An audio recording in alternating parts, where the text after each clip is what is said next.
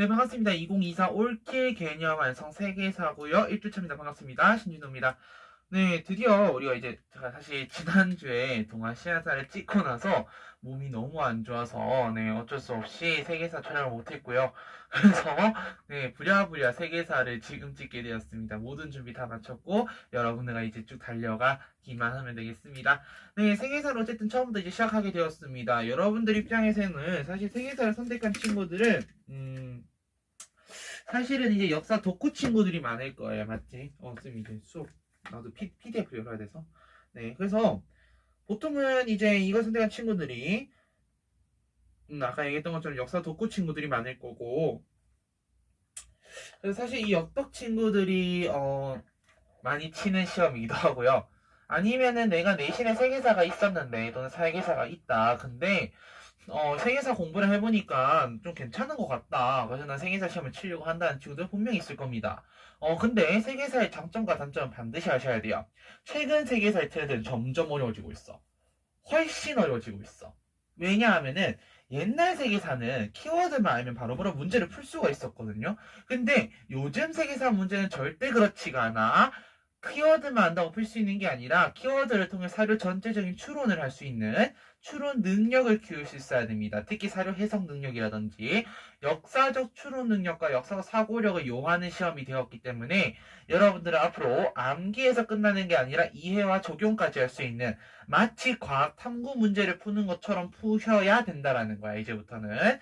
자, 그러면은 선생님, 어쨌든 그러면 저 시험 대비 어떻게 합니까? 라고 얘기할 수 있어요. 맞아. 지금 1강이니까 이런 얘기 하는 겁니다. 자, 여러분들이 시험을 대비할 수 있는 가장 좋은 방법은 사실 내 풀커리 따라오면 돼. 선택 커리를 들을 거면 선택 커리는 들어도 되고 안 들어도 되고인데 필수 커리, 우리 개념, 심화, 문풀, 파이널까지 이 4단계의 커리는 필수적으로 따라와 주셔야 돼요. 뭐 중간에 선생님 뭐 EBS, 뭐 이런 수능 특강, 뭐 이런 수능 완성해가지고 막 수특 수학을 막 15시간에 다 쪼개주는, 막 뽀개주는 그런 강의들이 있을 거고, 선택 강의로. 뭐, 그 외에 뭐 미니 모의고사 뭐 이런 거를 할지 안 할지 모르겠지만, 어쨌든 그런 식으로 할 수가 있어. 근데 여러분들은 그거 다 필요 없어. 풀커리만 따라 세계사는 1등급 만점 안정적으로 나옵니다. 이번에 세계사가 표점 동아시아사도 그렇고 세계사도 그렇고 수능 성적 결과 발표했잖아요. 그 발표된 결과에 따르면 성적이 좀 약간 낮아, 표점이. 근데 그 이유는 뭐냐면은 시험 자체가 쉬웠다 그건 아니에요. 시험은 조금 어려웠고 변별은 됐어. 근데 너무 잘하는 애들이 많았다는 얘기야. 그러면 우리는 앞으로 이 시간을 통해서 내가 그 잘하는 애들보다 더 잘 해내야 될 거 아니야, 맞지? 그렇기 때문에 우리 1년 동안 잘 달려보자라는 얘기를 하게 되었습니다.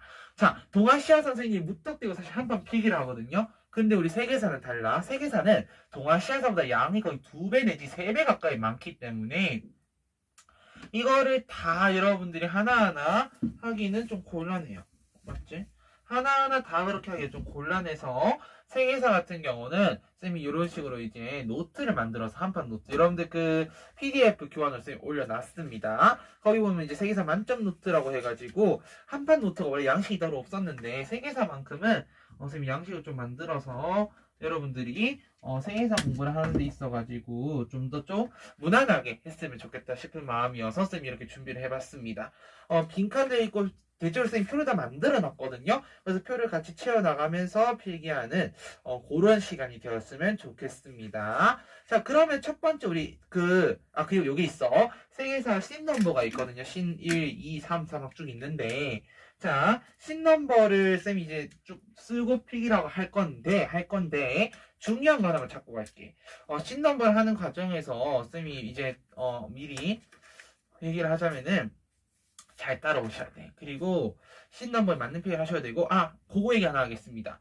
만약에 자기가 나는 한판 노트 그 만점 노트에다 필기하기 싫다. 나는 내 노트가 있다 하는 친구들은 자기 노트에다 필기하셔도 됩니다. 괜찮습니다. 자, 그러면 첫 번째 세계사 개관으로 들어갈 거야. 자, 동아시아사 같은 경우 첫 번째 파트가 되게 딱 명료해. 근데 세계사 같은 경우 사실 미리 얘기할게요. 첫 번째 문제에 나오는 건 뭐야? 문명사야. 4대 문명이야. 그럼 앞에 거를 공부할 필요가 있다 없다라는 걸 물을 수가 있는데 사실 수능에 나올 것만 생각하면 공부할 필요는 없어. 근데 우리 어차피 1년 동안 세계사 할 거고 이 내가 보기엔 1년 풀커리 중에서 이걸 다루는 시간이 유일하게 개념 강의 시간밖에 없을 것 같아서 쌤은 다루고 갈 거고요. 그 다음에 세계사든 동아시아사든 기본적으로 역사 지리가 기반이 되어야 돼. 그렇기 때문에 나랑 지금부터 역사 지리 잡을 건데 우리 필기노트 첫 페이지 보겠습니다. 1번. 자, 가볼까? 씬 넘버 1 세계사 개가. 그래서 거기 괄호 1 해가지고 기초지리에 대한 설명이 나올 거야. 맞죠? 기초지리. 자, 근데 기초지리 보니까 잘 안 보이는데 지도 하나가 있고 밑에 동아시아, 동남아시아, 서아시아, 아프리카, 유럽에 또 이베리아 반도, 발칸 반도, 스칸디나비아 반도, 아메리카 이렇게 있어. 선생님 근데 저 이거 다 모르겠어요. 다 알아야 돼요? 외워야 돼요? 그럴 필요 없어. 세계사가 암기 과목이라 좀 내가 외우는 것만 외우시면 됩니다. 더 외울 필요 없어요. 자, 참고로 세계사에서 점수 난 공부에 웬만큼인데 왜 점수 안 나와 하는 친구들은 쓸데없는 거 외워서 그래. 쓸데 있는 거 외우자 우리는. 자, 그럼 기초지리부터 갈 건데 이거 너무 작아요. 그래서 쌤이 PDF 파일 있지 우리. 거기다 쌤이 하나 더 넣어놨어. 그래서 그걸 한번 열어볼게 얘들아. 자, 테마 1 문명사 해가지고 001 세계사 개관에서 세계지도 학습하기라고 되어 있습니다. 맞습니까? 자, 그거를 보면서 나랑 정리를 좀 하도록 하겠습니다. 자, 사실은 내가 여기 있는, 나도 여기 있는 나라 다 몰라. 나도. 몇몇 특정 국가들이나 좀 지리적 위치가 특이한 국가들은 기억을 해요. 근데 나도 여기 있는 나라 다 모르고, 더군다나 우리가 사실은 우리 세계사 공부할 때 안 나오는 나라를 배울 필요는 사실 없어. 맞지? 그래서 내가 굳이 이걸 다 쳐보고 싶다. 그 오기가 있는 친구들은 1번 오기를 버리시고 2번 버려지지 않는다면 직접 알아쳐 넣으세요. 난 중요한 나라만 설명할게. 자, 우선 우리 A가 동아시아였죠. A가 동아시아. 자, 갑니다. 그리고 하나 더 요 얘기 좀 할게.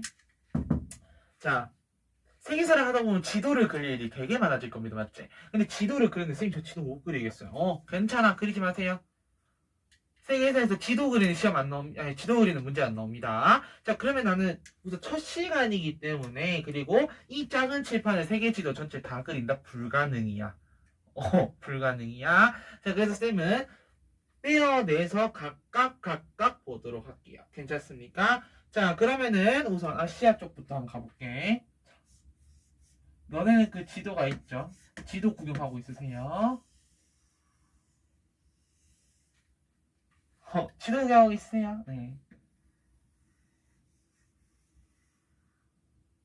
이렇게고, 그 다음에, 이게 나도 지도를 너무 오랜만에 그려봐서, 네. 한번 세계 지도 그릴 시간 어디 있겠니, 나도.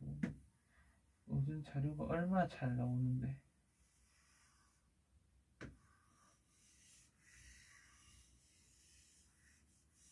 대충 이 정도까지 그릴 거고, 그 다음에 밑에,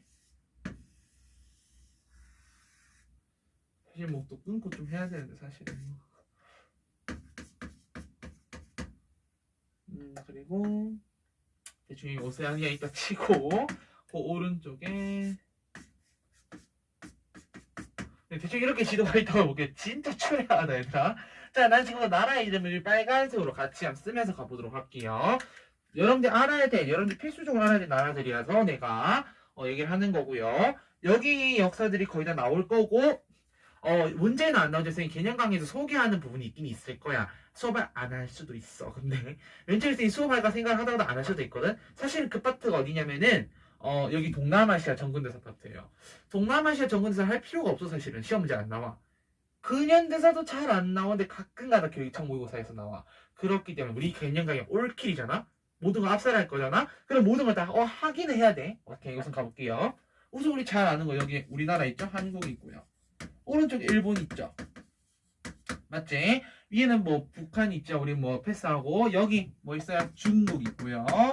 중국 바로 위에 몽골 있고 몽골 그 위쪽에는 러시아가 있습니다. 맞지? 러시아. 자, 그 다음에 중국 아래로 내려가면 여기 남북으로 되게 긴 나라 하나 있을 건데 그게 베트남입니다. 나 지금 나라 몇 개 썼어요? 하나, 둘, 셋, 넷, 다 6개 썼습니다. 자, 6개 중에서 중국, 한국, 일본, 몽골, 베트남 요 영역만 묶으면은 동아시아사가 되는 거야. 오케이? 그래서 요 부분은 동아시아. 자, 자, 그리고 이제 동남아시아로 내려가겠습니다. 자, 아까 얘기했듯이 앞뒤로 이렇게 지금 남북으로 되게 긴 게 베트남이고, 특히 베트남 근현대사 파트를 가게 되면은 북위 17도선을 기준으로 하는 여러 가지 조약이 나오게 될 거야. 그게 굉장히 좋은 중요한 포인트가 될 거기 때문에 참고하시고요. 자, 그 다음에 베트남에서 약간 위쪽, 여기가 라오스. 자, 그리고 이 여기 라오스에서 밑에 베트남 살짝 옆에 여기가 캄보디아고요. 자, 그 다음에 라오스 옆에 여기가 태국. 자, 그 다음에 요 살짝 위쪽 여기가 미얀마. 미얀마 뭐 이런 데 알아야 돼.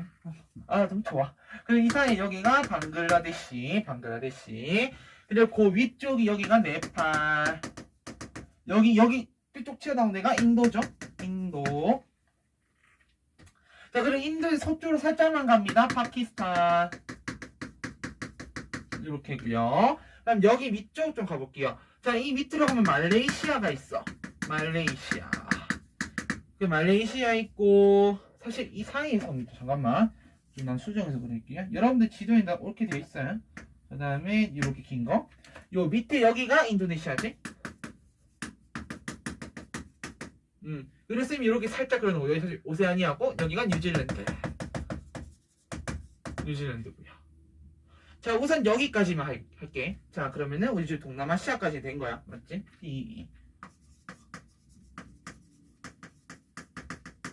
그러면 중간중간에 필요한데 좀 설명할 건데, 자, 첫 번째부터 갈게요. 라캄베 이렇게 묶겠습니다. 라오스, 베트남, 캄보디아 묶어서, 자, 인도와 중국 사이에 있는 반도다에서 우리가 여기를 인도차이나 반도라고 부릅니다. 인도차이나 반도. 자, 그리고 말레이시아를 무시할 수 없는 이유는 1895년이 되면 영국이 말레이시아를 침공해서 말레이 연방을 수립하게 됩니다. 즉 제국주의 할 때 나온다는 얘기야. 자, 그 다음에 인도네시아도 마찬가지로 네덜란드 식민 지배를 받게 되거든. 18세기, 17세기, 18세기? 18세기부터 그렇다. 17세기부터 17세기 1600, 그렇지. 17세기부터 네덜란드의 지배를 받기 때문에, 특히 또 요즘 나왔던 게 그거죠. 인도네시아를 인니라고 부르기도 하거든. 자, 인니라고 부르기도 하는데, 자, 인도네시아 같은 경우 최근 법을 개정했지. 왜? 네덜란드 식민 지배, 그런 식민 잔재를 청산하기 위해서라고 인도네시아 정부에서는 발표를 했었지. 자, 그 다음에 아까 인도 차이나 반도고, 자, 러시아 같은 경우는 사실 동서로 굉장히 긴 나라이기 때문에 요쪽 파트, 그러니까 동양사에서도 나올 수도 있지만 서양사에서도 되게 많이 나와. 특히 절대왕정 파트 이후로부터 해가지고 세계대전사라든지 그 다음에 현대사에서 러시아의 역할은 되게 중요하다. 특히 이번 작년 수능 같은 경우가 뭐가 나왔습니까? 예친의 독립선 우리 CIS 선언이라고 하지. 그게 나왔었잖아요. 자, 그렇기 때문에 러시아 잘 봐놓도록 하고요. 자, 그리고 밑에 내려왔을 때 인도가 왜 중요하냐면은, 사실 인도는 인도사가 따로 나오죠. 인도사가 요즘은 한 문제 대신 두 문제 나오는데, 특히 이 파키스탄가 현대사 파트에서 이제 카슈미르 분쟁이라든지, 그 이전에 사실 우리가 인도라는 나라 자체가 굉장히 많은 종교가 있었잖아. 시작은 불교였어. 그 다음에 힌두교. 그 다음에 중간에 9에서 10세기 정도가 되면 이슬람계 전파도 받아들여서 델리 술탄 시대와 같은 그런 역사가 전개가 되잖아. 그래서 여기 중요하게 봐야 됩니다. 자, 그 다음에 파키스탄 왼쪽 살짝만 갈게. 여기 이란. 자, 이란이 중요한 이유, 서아시아사로 넘어갔습니다. 우린 지금부터. 이란, 그리고 그 살짝 왼쪽에 이라크, 더 왼쪽이 시리아. 자, 시리아 같은 경우 내전 국가라는 거 좀 여러분들 기억을 해주셨으면 좋겠어요. 특히 교육청, 그러니까 평가원 단위에서는 안 되는데, 교육청 단위에서는 이 시리아에 대해서 여기가 내전 중인 지역인데 해가지고 블라블라 샤라샤라 설명을 합니다. 그리고 요 밑에 이라크 밑에 그냥 실제로 이쪽인데 거기 사우디아라비아. 자, 세계사에서 사우디아라비아가 본격적으로 등장하는 시기는 와하브 운동이라고 해서 순수 교리 다시 쿠란으로 돌아가자라고 순수 이슬람교 운동인 거야. 자, 이 와하브 운동 때부터 해서 이제 그 이후에 1900년 들어가서 사우디아라비아라는 국가가 등장하게 돼. 어쨌든 정확히 1932년에 등장하는 국가인데, 그 태초, 그 출발점은 18세기에 있었던 와하브 운동이라는 거에서부터 출발한다라는 거야. 자, 그 다음에 살짝 오른쪽으로 갈 거예요. 아프리카 쪽으로 갈게. 자, 좀 더 이어서 무소의 뿔 만들고 쭉 내려가겠지. 자, 사실은 가장 유명한데 여기 이집트는 굉장히 많이 나오지. 자, 그 다음에 그 왼쪽으로 갑니다. 리비아, 그 다음에 그 왼쪽 알제리, 그리고 그 알제리 왼쪽에 살짝 이쪽으로 가 있는 게 모로코. 이거 다 알아야 되니까 나라들을 아니 한 번쯤은 들어놓으라고. 왜? 자, 모로코 하면 나오는 거 모로코 사건. 알제리 하면은 원래 프랑스 식민지였다라는 거. 리비아 하면은 이탈리아 식민지였다라는 거. 이집트 단독으로 굉장히 많이 나오지, 맞지? 이집트사라고 하기에는 좀 뭐하지만은 여러 국가들에서 이집트에 대한 자치권을 행사하려 했다라는 게 나오기 때문에 이집트 하면은 수에즈 운하. 그래서 영국이 수에즈 운하의 관리권을 차지하려고 차지했지, 결국은. 그런 것들이 나올 수 있다는 거죠. 자, 그 다음에 이집트 아래로 내려가면은 수단이라고 있습니다. 선생님, 수단도 알아야 되니까? 네, 수단 나와요. 뭘로 나와요? 제국주의 어느 나라한테 식민 지배를 당했는가가 나오는 거야. 자, 그 다음에 수단 오른쪽 가면 에티오피아 있습니다. 자, 에티오피아 같은 경우는 이탈리아와 아도와 전투라는 거를 했었어. 근데 이 제국주의 상황에서 이탈리아 같은 서양 열강들을 물리쳐내고 자신들의 입지를 굳혔다라는 나라가 에티오피아야. 에티오피아랑 라이베리아라는 나라가 그 당시에 서양 열강의 그 식민 침공에도 불구하고 꿋꿋이 버텼어. 근데 에티오피아가 결정적으로 망하게 된 거는 사실은 뭐 내분도 있었다라고 얘기는 하는데 그 2차 대전 중에 이제 이탈리아가 다시 에티오피아를 침공하게 됩니다. 36년도에. 그러면서 에티오피아 결국은 무너지게 되는.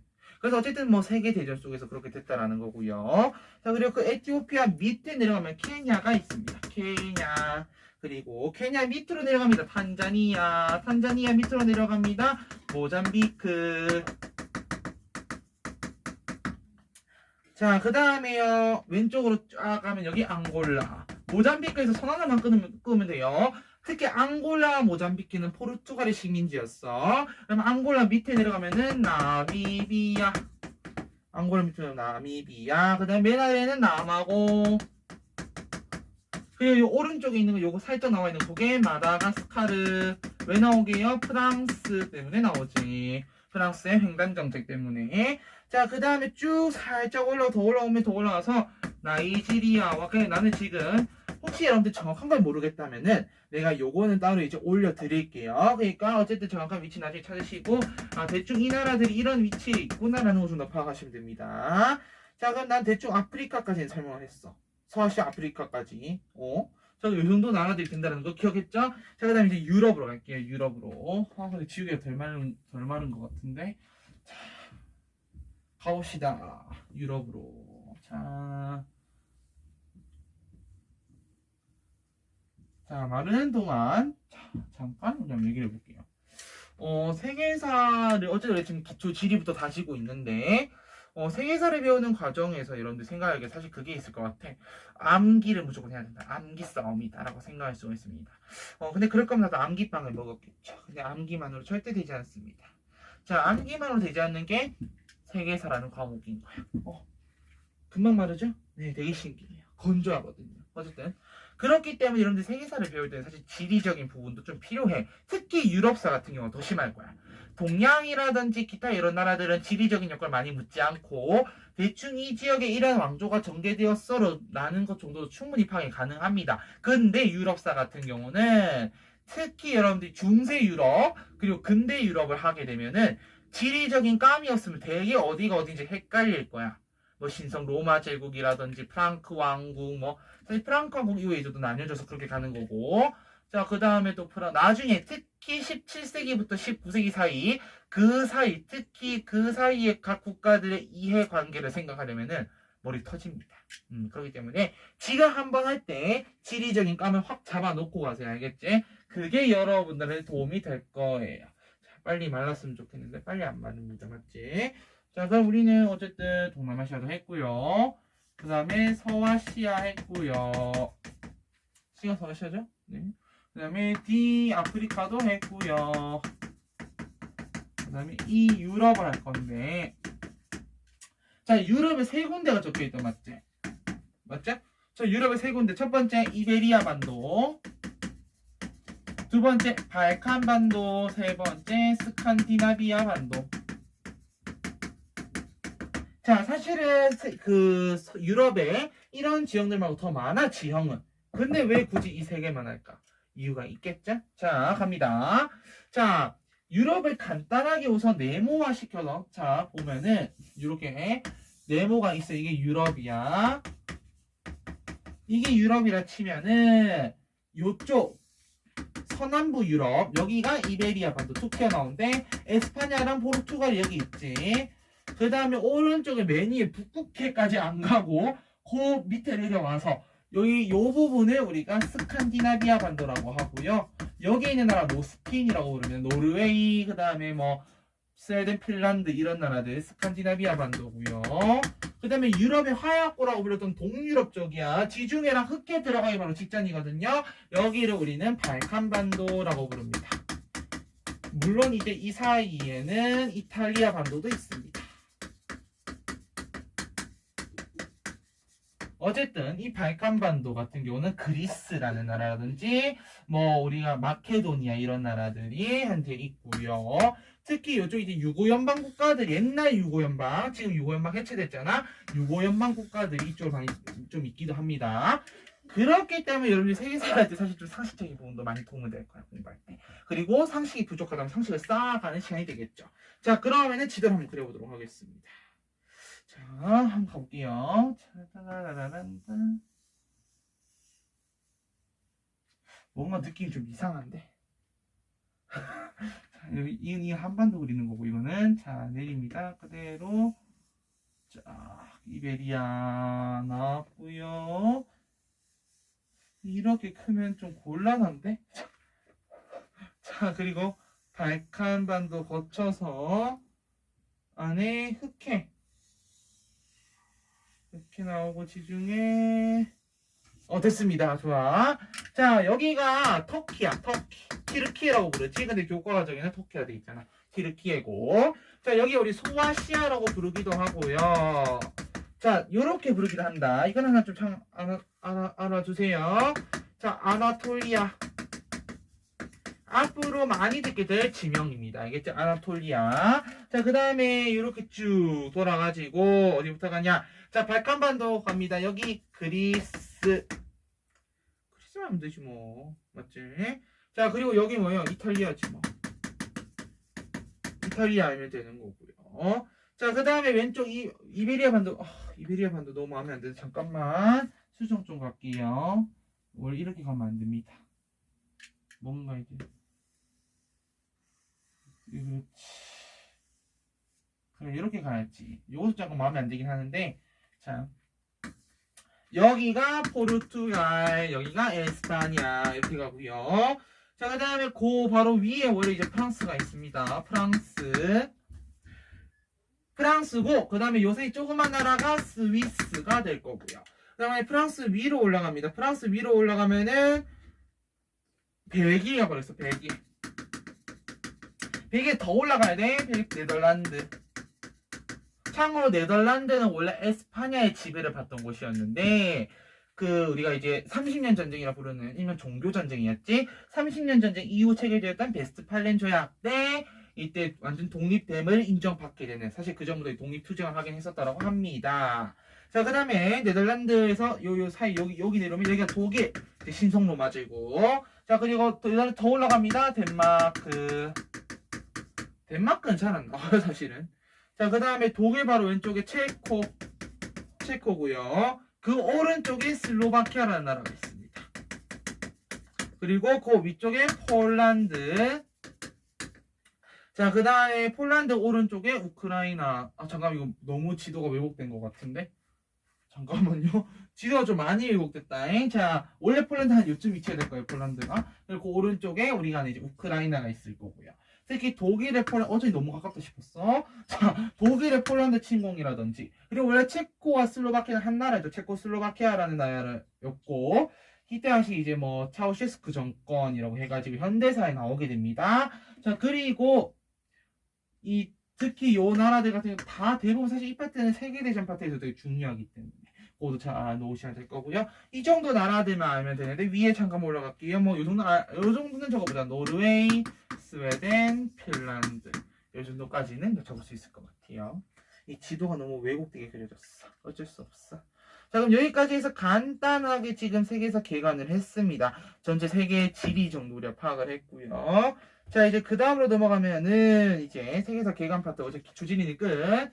자, 그럼 이제 두 번째 넘어갈게요. 사실 이것도 이제 지금 나오는 내용들도 본격적인 내용은 아니고 뭐라 해야 되지? 이제 그냥 뭐 한마디로 말해서 뭐 진짜 기초적인 내용이지. 한번 지우고 들어가보도록 하겠습니다. 자, 바로 2번. 안 써지네요. 좀만 기다릴까요? 네, 기다립시다. 이거 빨리 쓰고 싶은데 이게 말라였어요. 어쩔 수 없어요. 이게 지우개가 덜 말랐거든요. 자, 그러면 자, 기초지를 배우고 나서 우리가 생각해야 되고 한번 해보자고. 동아시아도 배웠고, 자, 동아시아에 우리가 뭐 생각나는 나라들, 몽골, 그 다음에 중국, 한국, 일본, 밑에 이제 베트남. 사실 이 파트는 이제 동아시아가 더 많이 나오긴 한다 얘기했었고요. 그 다음에 또 왼쪽 동남아시아 쪽으로 가면 라칸베라고 해서 무슨 반도? 인도 차이나 반도라고 얘기했었고, 그 다음에 라오스도 있었고, 태국도 있고, 그 위쪽에 미얀마 있었고요. 내려오는 길에 말레이시아도 있고, 말레이 연방 그 중심지가 싱가포르였습니다. 그래서 말레이 연방이라든지 그 밑에 인도네시아, 그리고 저 밑에 이제 호주 옆에 있는 데가 뉴질랜드라고 얘기했었고요. 자, 그리고 또 생각을 해볼게요. 계속 생각합니다, 여러분. 그다음 이란, 이라크, 시리아, 밑에 사우디아라비아 있었고, 시리아 그 위로 올라가면 터키, 돌아가면은 그리스, 또 가면은 이탈리아 가면은, 그 다음 또 가면은 에스파냐, 포르투갈 있었고, 에스파냐에서 위로 점점 올라가는 거야. 프랑스, 벨기에, 뭐, 위에도 네덜란드, 덴마크, 밑으로 내려와서 독일 있고요. 독일 오른쪽 가서 폴란드 있고, 밑에 체코와 슬로바키아가 있고, 그 오른쪽 가면 우크라이나 있었고, 맨 스칸디나비아 반도 지역에 있는 노스핀, 노르웨이, 스웨덴 있었고, 아프리카 지역은 RTD라고 해서 사실 맨날 세계지리쌤 공부할 땐 그렇게 했었거든요. 모로코, 알제리 있고, 티니지는 얘기 안 해요, 나는. 모로코, 알제리, 티니지 있었고, 그 다음에 리비아, 이집트 이렇게 있었고, 그 밑에 내려가니까 뭐, 우리가 아는 수단도 있고 밑에 케냐, 탄자니아, 뭐 모잠비크 밑에 쭉 내려 남아공이고 거기서 돌아서 쫙 꺾고 올라가니까 예, 기억나야 돼.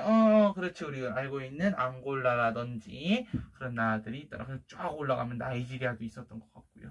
네, 그럼 이 정도로 여러분 간단하게 기초지리 복습했으면 참고로 내 수업의 특징은 이거야. 무조건 복습 같이 가는 겁니다. 알겠지? 자, 그다음에 바로 2번 인류의 출현. 사실 이거 할 필요 없어. 안 나와. 근데 왜 해? 지금 아니면 배울 기회 없어. 너네. 중학교 때 열심히 배웠겠지. 근데 지금 아니면 이거 정리할 데가 없거든. 그래서 A, B, C, D로 한번 정리해 보겠습니다. 참고로 난 중요한 것만 노란색, 빨간색으로 적지 필요 없는 건 다 흰색으로 적어요. 첫 번째 A는 오스트 랄로피테쿠스 그 평안에 여러분들 그 네모칸 있지? 그 안에 적으시면 됩니다. 오스트랄로피테쿠스 아파렌시스라고 하고요. 이 인류 같은 경우는 원래 최초 인류거든. 최초 인류. 최초 인류고 이들의 특징이 뭐냐면은 두 발로 걷고 다녔다라는 거야. 두 발로 서서. 그래서 직립보행을 했다는 특징이 있습니다. 자, 그 다음에 두 번째는 호모, 사실 이 사이에 하빌리스라고 해서 손을 쓸 수 있는 사람이라는 뜻의 능인이라는 게 있긴 한데 그거는 패스. 교육과 영상에 나와 있진 않고요. 그 다음은 호모 에렉투스입니다. 우리가 쉽게 구석기 인류라고 부르는 게 호모 에렉투스고요. 호모 에렉투스 같은 경우에는 불과 언어를 사용했다. 불과 언어를 사용했다. 라는 게 포인트. 세 번째는 호모 네안데르탈렌시스. 호모 네안데르탈 너무 길어 맞지? 사실 우리가 그냥 네안데르탈인이다라고 부르기도 하고요. 자, 이 네안데르탈렌시스 같은 이런 인류한테는 뭐가 있었냐면은 시체 매장 풍습이 있었대요. 즉 뭐가 있었다? 사후 세계관이 존재했다라는 걸 알 수 있는 거고, 그다음 마지막으로 현생 인류라고 부르는 게 호모 사피엔스죠. 특히 유발 하라리의 책 사피엔스라는 책이 있지. 자, 어쨌든 이 사피엔스라는 뜻은 지혜로운 사람이라는 뜻인데 이 사피엔스 같은 경우는 현생 인류다라고 얘기하고요. 대표적으로 여러 지역에서 인류가 발견되는데 가장 대표적으로 예시를 많이 드는 게 크로마뇽인이라고 해서 북서유럽 지역에서 발견된 인류입니다. 대개 이들이 이제 백인의 시초다라고 얘기를 하거든요. 그래서 크로마뇽인까지 정리했습니다. 자, 다음 바로 3번 선사시대. 정리할 게 사실은 이 파트는 이런 것밖에 없어. 근데 지금 한번 보고 가자고요. 알겠지? 자, 선사시대는 표가 그려져 있습니다. 맞죠? 자, 표를 한번 그리겠습니다. 또 그러면은 자, 구석기 시대와 신석기 시대를 정리해 보도록 하죠. 자, 첫 번째는 도구의 차이가 있을 거야. 맞지? 자, 첫 번째는 도구의 차이입니다. 자, 구석기 시대 같은 경우는 뭐 썼어요? 우리 아는 저희 한국 사람 똑같아. 다를 게 없어? 뭐 썼어? 뗀석기 썼어. 뗀석기 썼고요. 그럼 신석기 시대 때는 뭐 썼는데 우리 다 아는 그대로 말하시면 됩니다. 뭐예요? 뗀석기 쓰다 보니까 이게 좀 힘들어. 맞지? 그래서 갈아서 쓰죠. 그래서 뭐 간석기. 그 다음에 토기도 쓰죠. 토기. 됐지? 자, 그 다음에 도구 다음 주거 가볼까요? 주거 형태가 어땠는가? 자, 구석기 시대 간단합니다. 내 몸만 피할 수 있으면 되는 곳인가요? 맞지? 그래서 동굴이라든지 막집, 뭐 바위그늘, 숲속, 뭐 깊은 곳 이런 데서 살았대요. 그럼 신석기 시대는 어때? 움집에서 살았지. 왜? 얘들은 이동해서 살아야 되고 얘네는 정착해서 살아야 됐거든. 그럼 왜 그랬는지는 밑에 파트 경제에서 정리하겠습니다. 왜 그럴 수밖에 없었는가? 자, 구석기 시대 같은 경우는 수렵과 수렵이 사냥이지 사냥. 수렵과 채집과 어로는 물고기 잡입니다. 이런 것들을 해서 먹고 살았어. 그렇기 때문에 한 지역에서 모든 걸 채집을 했고 물고기도 많이 잡아먹고 사냥도 많이 했으면은 그곳에는 더 이상 살 수가 없어. 왜? 먹을 게 없거든. 그래서 이동을 해 살았던 거야. 근데 이렇게 자 신석기 시대로 가게 되면은 이거 플러스 뭘 하게 되는데 농경과 목축을 하게 되지. 우리가 이걸 이제 뭐 농경혁명, 뭐 농업혁명이라 부르기도 하고 신석기 레볼루션, 신석기 혁명이라고 부르기도 합니다. 농경과 목축을 시행했다라는 거지. 자, 그럼 예술 갈게요. 예술의 내용이 좀 있습니다. 맞지? 자, 구석기 시대 같은 경우는 우리 두 가지를 좀 알 필요는 있어. 내신에는 물어볼까 분명히. 근데 수능에는 물어보지 않는 것 정리하겠습니다. 자, 첫 번째 뭐가 있냐면은 알타미라 지역의 동굴벽화와 중간점 라스코라는 지역의 동굴벽화가 있어. 자, 이러한 동굴벽화는 사냥의 성공? 어쨌든 굉장히 우리보다 막 우리 그런 거 있잖아. 이제 메모드 같은 거 이제 맘무스 이런 되게 큰 동물들을 사냥해야 됐고 우리가 가지고 있는 도구라고 해봐야 쓴배 찌르개나 찌개 이런 거밖에 없어. 자, 그렇다면 사냥을 성공하기 되게 힘들단 말이야. 그렇기 때문에 사냥의 성공을 기원하는 이런 벽화들을 그렸고요. 두 번째 2번 빌렌도르프 비너스. 좀 이따 우리 그 자료 보면서 다 정리할게요. 얘는 다산의 상징이죠. 다산을 기원하는 겁니다. 그래서 사진을 보면은 가슴 부분과 엉덩이 부분이 굉장히 튀어나와 있죠. 그 당시의 미라고 하는 것, 아름다움이라고 하는 것은 이러한 기준을 가지고 있었다라는 겁니다. 자, 그럼 신석기 시대 예술은 어땠습니까? 라는 건데 좀 밑에다가 적고 위에 하나 적을 거 있어요. 자, 이때는 뭐가 있냐면 거석 숭배사상이라는 게 있었지. 자, 빨간색으로 대표적으로 스톤헨지, 영국의 스톤헨지와 같은 이런 유적들이 있죠. 큰 돌을 되게 숭배했다라는 거야. 자, 그리고 밑에 여기가 신앙이라고 되어 있는데 유적하는 않습니다. 신앙이라고 되어 있는데 신석기 시대 신앙은 샤머니즘이나 토테미즘이나 애니미즘 이런 게 있었고요. 어쨌든 이러한 신앙들과 더불어 예술 작품들이 뭐 이런 유적들이 나오게 되었고 하나 더 신석기 시대 뭐 차탈위아크 유적이다 이런 것도 있긴 있어. 이거는 튀르키예에 있거든요. 근데 혹시나 교과서에 소개할 수 있다 하면은 이건 돼. 타실리나제르 벽화라고. 요거는 이제 알제리에 있었던 거거든요. 타실리나제르 벽화. 요 정도까지는 소개할 수 있습니다. 타실리 됐습니까? 그럼 선사시대까지 정리한 거고요. 자, 그리고 거기 4번 보면은 청동기 시대와 문명의 발생이라고 되어 있단 맞지? 그거 가도록 하겠습니다. 자, 4번. 아이고. 자, 한번 4번을 가보도록 할게요.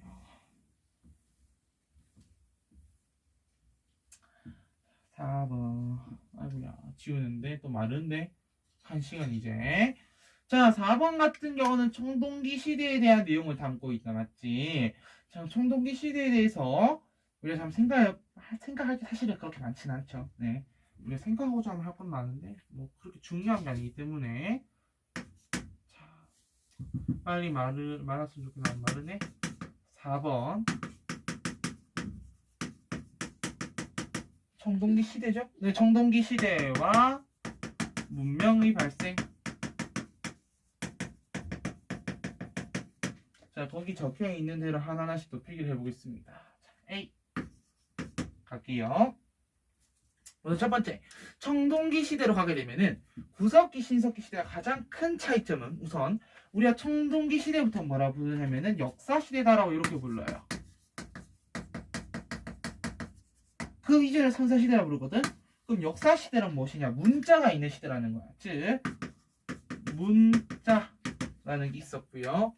자, 그 다음에 신분이라는 게 형성되었다는 거야. 중간점 신분의 형성. 그럼 지금부터 이런 게 어떻게 형성되었는가라는 과정을 한번 보자라는 겁니다. B. 도시국가의 탄생.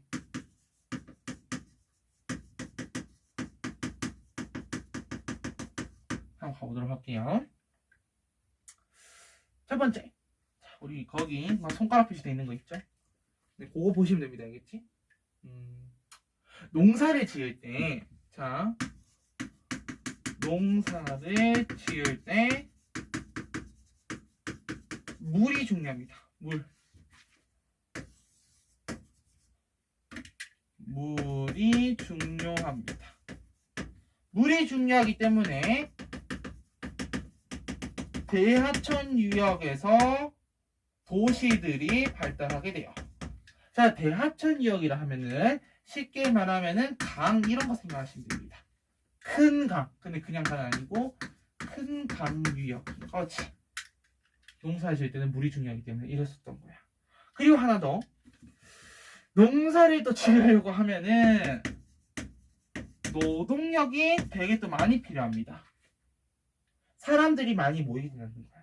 사람들이 많이 모아야 되는 거기도 하고요. 자, 그렇게 해서 많이 모아서 농사를 지었어. 그랬더니 남는 생산물들이 있는 거야. 그걸 우리가 잉여 생산물이라고 하거든. 근데 이 잉여 생산물을 갖다가 우리가 나중에 점차 되다 보니 사유재산화 된 거야. 왜냐? 이 남은 생산물을 풀어졌겠죠, 여러분? 네. 예, 그렇습니다. 참고로 이 강의는 되게 리얼리티를 추구하는 강의이기 때문에 모든 것을 그냥 날 것 그대로 보여드립니다, 여러분들께. 어디에 사유재산화가 됐잖아, 맞지? 그러니까 원래는 이거였던 거야. 교류를 하기 시작했지? 교류를 하기 시작했는데 가치의 차이인 거죠. 그 시대가 중요하게 생각하는 가치가 뭐냐는 거지. 가치의 차이에 따라서 이게 화폐화 되는 겁니다, 나중에는. 사유재산화 되었고요. 자, 그 결과 어떻게 됐어요? 계급이 발생했습니다. 지배자와 지배를 받는 피지배자가 나뉘게 되는 거야. 거기다가 이런 계급의 발생이 이제 부족 안에서의 계급이 더 확장돼서 도시 국가로 가게 된 거고요. 결국 4대 문명의 발생으로 이어가게 되는 겁니다. 자, 그럼 C 세계의 4대 문명.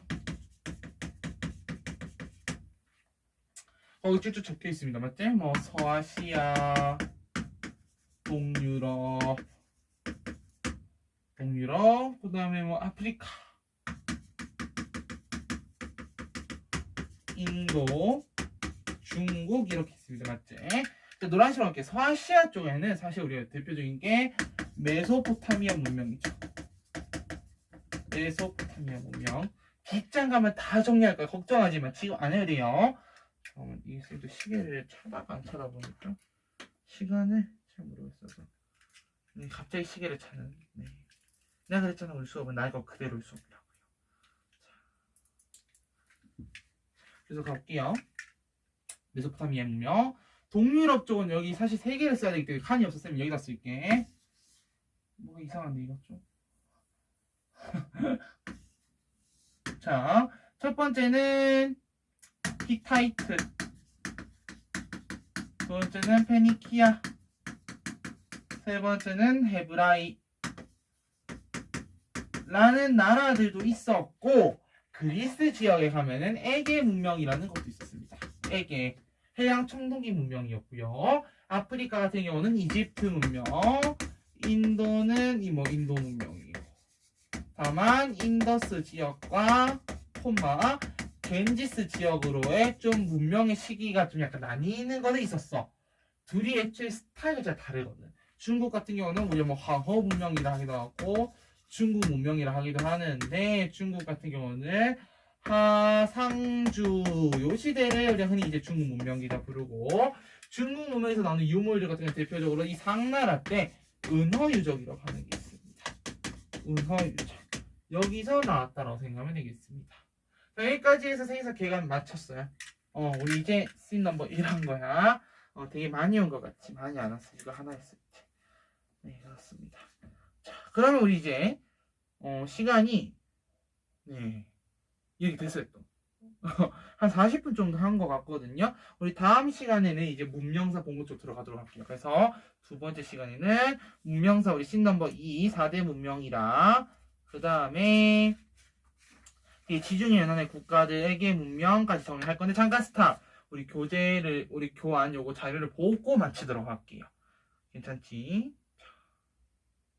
내 손을 인식하지 못하는 것이야? 네, 못하네요. 자, 그 002번 인류의 기원과 선사시대 이 파트만 우리 정리하면 되거든요. 네, 그거만 딱 정리하고 마치겠습니다.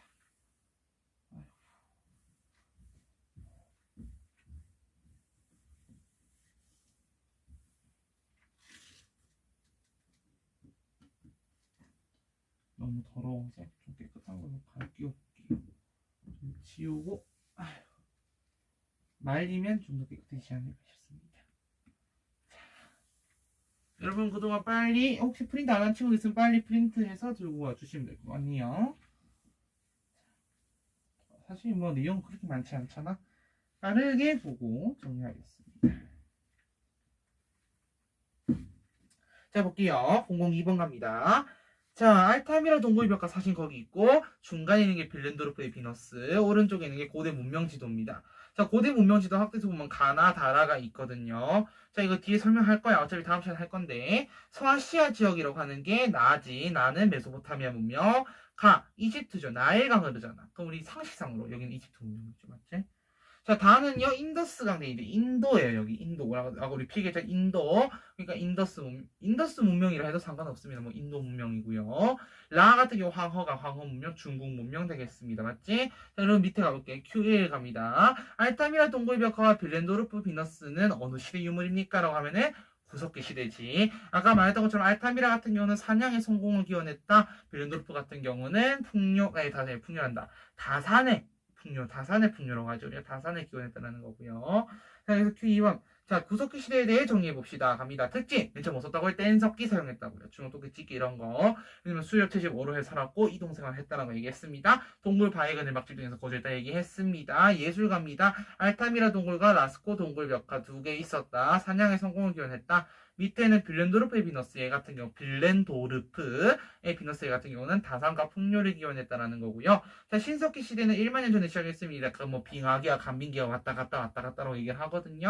자, 특징 간석기 사용했다라는 거, 뭐 돌낫, 돌도끼, 갈도가, 갈판 등 토기도 있었고 의복 제작, 배틀과 뼈바늘이라고 있는데 거기다 한 단어만 추가해 볼게요. 원시적 수공업이라고 합니다. 한국사에서는 가라바키와 뼈바늘을 이용하여 옷과 그물을 만들었다라는 선지가 나오기도 하는데 세계사 같은 경우는 이때 의복을 만들었다. 그래서 이거는 수공업이다라는 거 보시면 되고요. 주거는 무엇을 짓고? 움집을 짓고 정착생활을 했습니다. 경제는 농명과 목축의 시작이었고 식량 생산력을 발전했고 기타 등등등등. 그래서 결국은 뭐다? 신석기 혁명이다. 이게 농업이 하나 발달했는데 그게 부차적으로 이제 연쇄적으로 변동 일어난 거죠. 맞지? 자, 그 다음에 신앙은 쌤이 그 애니미지만 적어놨습니다. 샤머니즘, 토테니즘 추가 친구 추가하시면 되고요. 거석 숭배 사상으로 거기 오른쪽에 빈간 있죠. 거기 뭐야? 스톤헨지 적어주시면 됩니다. 영국의 스톤헨지. 자, 사회 보겠습니다. 자, 혈연적인 시족 사회야. 시족 사회. 그래서 얘네 하나 풍습 뭐냐면 족외혼이란 풍습이 있었거든요. 뭐냐면은 이거는 사실 동아시아 쪽에도 많았던 건데 같은 부족끼리 결혼하지 않았다. 같은 부족끼리 하는 게 아니라 다른 부족과 결혼하는 거예요. 오케이, 알겠습니까? 자, 그러면서 뭐 신석기 시대 후기에 일부 쪽에서 부족이 성립되었다라는 얘기 볼 수 있겠습니다. 네, 그래서 이후 총동기 시대로 가게 되면은 부족 사회로 이어지게 되는 거다라고 보시면 됩니다. 자, 여기까지 해서 1강 마쳤습니다. 사실 1강 내 목표는 문명사까지 하는 거였는데 칠판사 정도 그렇고 예사 정도 그렇고 네, 막 설명을 하고 지도 막 지리적인 거 알려주고 세계사 공부팀 막 이런 거 얘기하다 보니까 시간이 또 한강 분량이 나왔습니다. 자, 그럼 본격적으로 다음 시간 2강부터 할 내용들이 진짜 찐으로 수능에 나오는 내용들이 될 겁니다. 네, 어쨌든 이번 시간 첫 시간이었고 정말 고생 많았고요. 여러분 잠깐 10분 쉬었다가 이어서 2강에서 만나 뵙도록 하겠습니다. 그럼 여러분 정말 수고 많았습니다. 이어서 만나요. 안녕.